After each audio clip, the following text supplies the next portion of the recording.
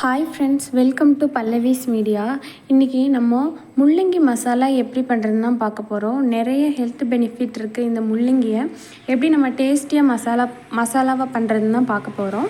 இதுக்கு தேவையான பொருள், இதுக்கு நான் 3 பெரிய சைஸ் முள்ளங்கியை நல்லா ரவுண்டாக தோல் சீவிட்டு ரவுண்ட் ஷேப்பில் கட் பண்ணி வச்சுருக்கேன்.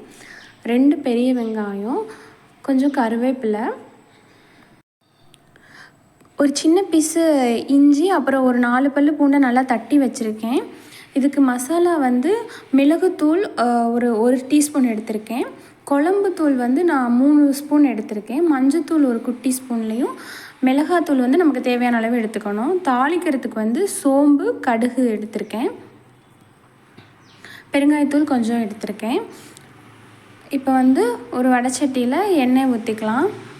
இப்போ இதுக்கு மசாலா நான் குழம்பு தூளாகவே எடுத்திருக்கேன். சப்போஸ் குழம்பு தூள் போடலைன்னா மல்லித்தூளும் கரம் மசாலா தூள் நம்ம சேர்த்து போட்டுக்கணும். இப்போ இதை தாளிச்சுக்கலாம். கடுகும் சோம்பும் பொரிஞ்ச பின்னாடி இந்த வெங்காயம் கருவேப்பிலையை போட்டு நல்லா வதக்கிக்கோங்க. இது லைட்டாக கலர் சேஞ்ச் ஆனோடனே நம்ம இஞ்சி பூண்டு தட்டி வச்சுருக்கிறத போட்டுக்கலாம். இஞ்சி பூண்டு போட்டுட்டு நீங்கள் நல்லா கைவிடாமல் நல்லா வதக்கி விட்டுக்கோங்க. அந்த வெங்காயம் நல்லா வதங்கணும். அந்த மாதிரி வெங்காயம் பூண்டு எல்லாமே நல்லா வதங்கணும். அந்த மாதிரி நல்லா வதக்குங்க. இந்த மாதிரி வதங்கின பின்னாடி நம்ம மசாலா எல்லாத்தையும் சேர்த்து இதிலே வதக்கி விட்டுக்கலாம். இந்த மாதிரி நல்லா வதக்கிக்கோங்க. எண்ணெயிலே நம்ம பொடி எல்லாத்தையும் எண்ணெயிலே வதக்கினா தான் நல்லாயிருக்கும். இப்போ முள்ளங்கியும் போட்டு வதக்கிக்கோங்க. முள்ளங்கி போட்டு சும்மா ஒரு நிமிஷம் இல்லைன்னா 2 நிமிஷம் நல்லா கிளறி விட்டுக்கோங்க. இந்த மாதிரி நல்லா கிண்டின பின்னாடி இப்போ நம்ம இதில் தண்ணி ஊற்றிக்கலாம். தண்ணி இந்த காய் மூழ்கிற அளவு ஊற்றணும்.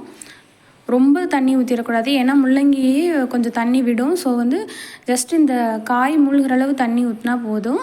இப்போ இதை மீடியம் ஃப்ளேம்லேயே வச்சுட்டு ஒரு 10 நிமிஷம் வெந்தால் போதும். இது பெருங்காயத்தூள் கொஞ்சம் ஆட் பண்ணிக்கோங்க.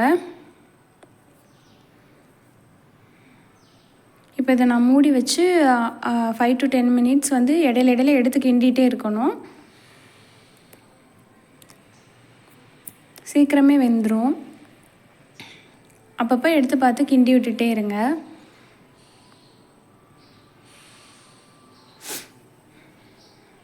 உப்பு ஆட் பண்ணிக்கிறேன். இந்த முள்ளங்கி மசாலா உப்பு பருப்புக்கு இதுக்கெலாம் ரொம்ப டேஸ்ட்டாக இருக்கும். இந்த ஸ்டேஜில் கொத்தமல்லி தலையும் தூவி நல்லா கிண்டி விட்டுக்கோங்க. உப்பு பருப்பு, ரசம், தயிர் சாதம் இல்லைன்னா வெறும் சாதத்தில் கூட இதை வச்சு நம்ம பிணைஞ்சி சாப்பிட்லாம். ரொம்ப டேஸ்ட்டாக இருக்கும். இதுக்கு தக்காளி எதுவுமே ஆட் பண்ண தேவையில்ல. ரொம்ப சிம்பிளாக டக்குன்னு செஞ்சிடலாம் ஒரு முள்ளங்கி மசாலா. ரொம்ப டேஸ்ட்டாக இருக்கும். கண்டிப்பாக ட்ரை பண்ணி பாருங்கள். உப்பு பருப்புக்கு எக்ஸலண்ட்டான காம்பினேஷனாக இருக்கும். இதை கண்டிப்பாக செஞ்சு பாருங்கள். காரம் இன்னும் கூட நம்ம அதிகமாக கூட சேர்த்து காரமாக சாப்பிட்றவங்க சாப்பிட்லாம். இந்த ரெசிபி பிடிச்சிருந்தா கமெண்ட் பண்ணுங்கள்.